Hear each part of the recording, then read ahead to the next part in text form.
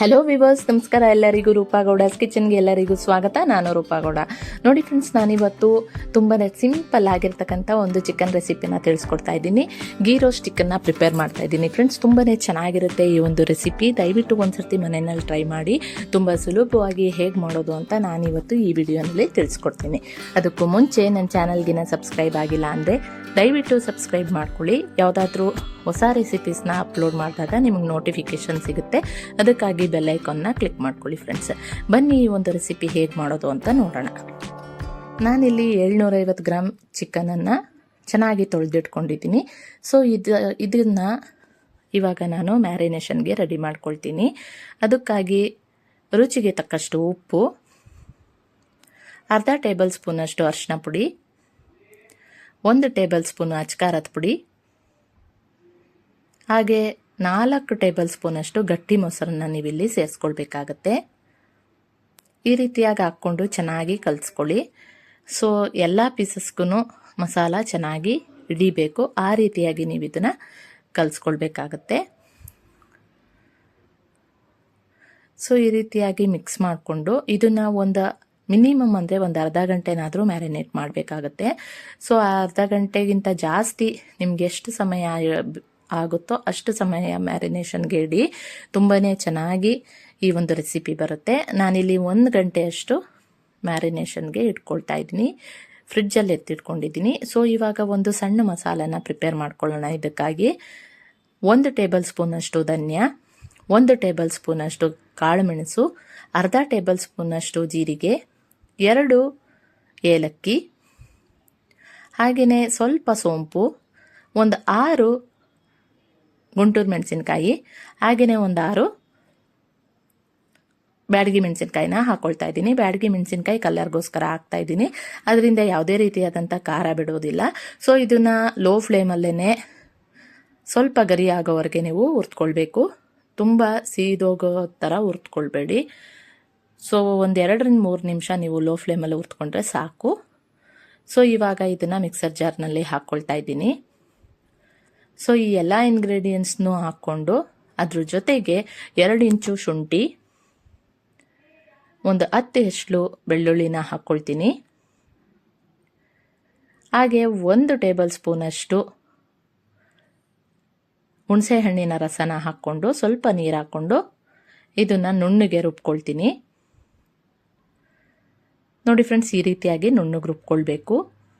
ತರಿಯಾಗಿರೋದು ಬೇಡ, ಚೆನ್ನಾಗಿ ನುಣ್ಣಗೆ ರುಬ್ಕೊಳ್ಳಿ.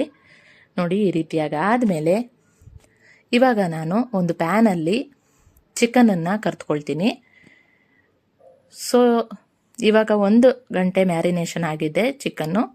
ಸೊ ಇವಾಗ ಒಂದು ಪ್ಯಾನಲ್ಲಿ ನಾನು 2 ಟೇಬಲ್ ಸ್ಪೂನಷ್ಟು ತುಪ್ಪ, ಹಾಗೆ 25 ಗ್ರಾಮ್ ಅಷ್ಟು ಬಟರ್ನ ಹಾಕ್ಕೊಂಡು ಬೆಣ್ಣೆನ ಹಾಕ್ಕೊಳ್ತಾ ಇದ್ದೀನಿ. ಸೊ ಹಾಕ್ಕೊಂಡು ಚಿಕನ್ ಪೀಸಸ್ನೆಲ್ಲ ಹಾಕ್ಕೊಳ್ಬೇಕು. ಬಟರ್ ಇಲ್ಲ ಅಂದರೆ ಡೈರೆಕ್ಟಾಗಿ ತುಪ್ಪನೇ ಹಾಕ್ಕೊಳ್ಬೋದು. ತುಪ್ಪನೂ ಹಾಕೋದಿಲ್ಲ ಅಂದರೆ ಎಣ್ಣೆಗಳಲ್ಲೂ ಕೂಡ ಇದನ್ನು ಮಾಡ್ಕೊಳ್ಬೋದು. ಗೀ ರೋಸ್ಟ್ ಅಂತ ಹೇಳಿರೋದ್ರಿಂದ ನಾನು ಗೀನಲ್ಲೇ ಇದನ್ನು ಫ್ರೈ ಮಾಡ್ಕೊಳ್ತಾ ಇದ್ದೀನಿ. ಸೊ ಈ ರೀತಿಯಾಗಿ ನೀವು ಒಂದು ಕಡೆ ಚೆನ್ನಾಗಿ ಬೆಂದ ಮೇಲೆ ಇನ್ನೊಂದು ಕಡೆನೂ ಕೂಡ ಟರ್ನ್ ಮಾಡಿಕೊಂಡು ಚೆನ್ನಾಗಿ ಫ್ರೈ ಮಾಡ್ಕೊಳ್ಳಿ. ಸೊ ಇದು ತುಪ್ಪದಲ್ಲೇ ಆಲ್ಮೋಸ್ಟ್ ಬೆಂದೋಗಿರುತ್ತೆ. ಸೊ ಈ ರೀತಿಯಾಗಿ ಆದಮೇಲೆ ಒಂದು ಸೆಪ್ರೇಟ್ ಪಾತ್ರೆಯಲ್ಲಿ ಎತ್ತಿಟ್ಕೊಂಡಿದ್ದೀನಿ. ಸೊ ಅದೇ ಪ್ಯಾನಿಗೆ ನಾನು ಕರಿಬೇವು ಸೊಪ್ಪನ್ನು ಹಾಕ್ಕೊಂಡು ಹುರ್ತ್ಕೊಳ್ತೀನಿ.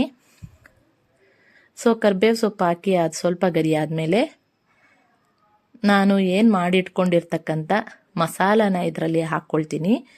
ಮಸಾಲ ಹಾಕ್ಕೊಂಡು ಕೂಡ ಅದರಲ್ಲಿರ್ತಕ್ಕಂಥ ಹಸಿ ಸ್ಮೆಲ್ ಎಲ್ಲ ಹೋಗಲಿ ಅಂತ ಒಂದು 2-3 ನಿಮಿಷ ನಾನು ಹುರ್ತ್ಕೊಳ್ತೀನಿ. ಸೊ ಈ ರೀತಿಯಾಗಿ ಚೆನ್ನಾಗಿ ಹುರ್ತ್ಕೋಬೇಕು. ಸ್ವಲ್ಪ ನೀರು ಹಾಕ್ಕೊಂಡು ಮತ್ತೆ ಒಂದು 2 ನಿಮಿಷ ಹುರ್ತ್ಕೊಳ್ತೀನಿ. ನಾವು ಮ್ಯಾರಿನೇಟ್ ಮಾಡೋದಕ್ಕೆ ಇಟ್ಟಿದ್ವಲ್ಲ, ಅದೇ ಬೌಲಲ್ಲಿ ಸ್ವಲ್ಪ ಮಸಾಲ ಇತ್ತು, ಅದನ್ನು ಕೂಡ ಸೇರಿಸ್ಕೊಳ್ತಾ ಇದ್ದೀನಿ. ರುಚಿಗೆ ಎಷ್ಟು ಬೇಕಷ್ಟು ಉಪ್ಪನ್ನ ಇಲ್ಲಿ ನೋಡ್ಕೊಂಡು ಹಾಕ್ಕೊಳ್ಳಿ. ಮ್ಯಾರಿನೇಷನಲ್ಲೂ ಕೂಡ ನಾವು ಉಪ್ಪನ್ನ ಬಳಸಿರ್ತೀವಿ. ಸೊ ಹಾಗಾಗಿ ನೋಡಿಕೊಂಡು ರುಚಿಗೆ ಎಷ್ಟು ಬೇಕೋ ಅಷ್ಟು ಉಪ್ಪನ್ನ ಹಾಕ್ಕೊಳ್ಬೇಕು. ನೋಡಿ ಈ ರೀತಿಯಾಗಿ ಚೆನ್ನಾಗಿ ಮಸಾಲ ಫ್ರೈ ಆದಮೇಲೆ ನಾವೇನು ಹುರಿದಿಟ್ಕೊಂಡಿರ್ತಕ್ಕಂಥ ಚಿಕನ್ ಪೀಸಸ್ನ ಇದರಲ್ಲಿ ಸೇರಿಸ್ಕೊಂಡು ಚೆನ್ನಾಗಿ ತಿರುಗಿಸ್ಕೊಳ್ಬೇಕು. ಇದನ್ನು ತಿರುಗಿಸ್ಕೊಂಡು ಒಂದು ಅರ್ಧ ಲೋಟದಷ್ಟು ನೀರನ್ನು ಸೇರಿಸ್ಕೊಂಡು ಲಿಡ್ನ ಕ್ಲೋಸ್ ಮಾಡಿ ಒಂದು 5-10 ನಿಮಿಷ ಬೇಯಿಸ್ಕೊಂಡ್ರೆ ಈ ಒಂದು ಗೀ ರೋಸ್ಟು ರೆಡಿ ಆಗುತ್ತೆ. ಸೊ ಈ ರೀತಿಯಾಗಿ ಆಗಿ ಇವಾಗ ಲಿಡ್ಡನ್ನ ಕ್ಲೋಸ್ ಮಾಡಿಕೊಂಡು ಒಂದು 5ರಿಂದ 10 ನಿಮಿಷ ನಾನು ಬೇಯೋದಿಕ್ಕೆ ಅಂತ ಇಟ್ಕೊಳ್ತೀನಿ.